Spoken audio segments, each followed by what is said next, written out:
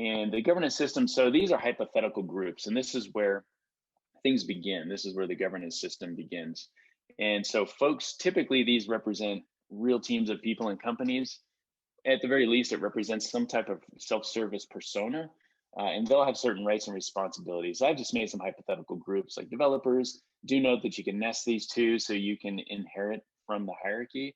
So if you have, a little looser constraints here, maybe the developers group in there, you add additional constraints, but whether it be provision.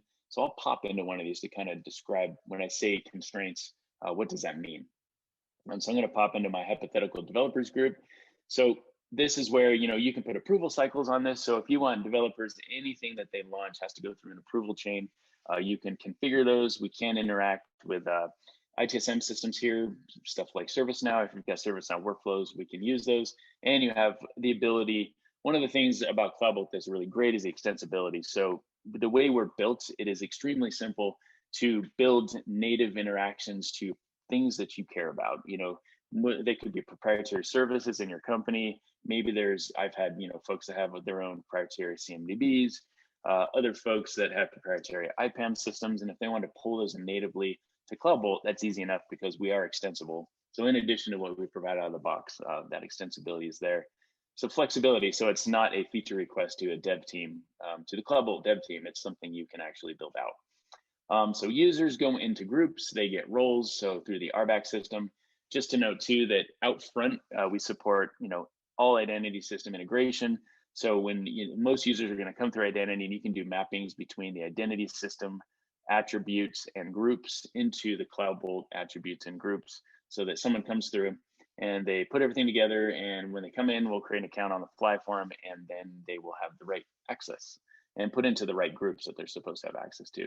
The environments are their targets. So this is where they can deploy. And this developer group, the way I have it set up is they can actually deploy into these 4 locations. So a specific VPC in AWS, a specific region in Azure. I actually have that scoped down to a specific resource group as well.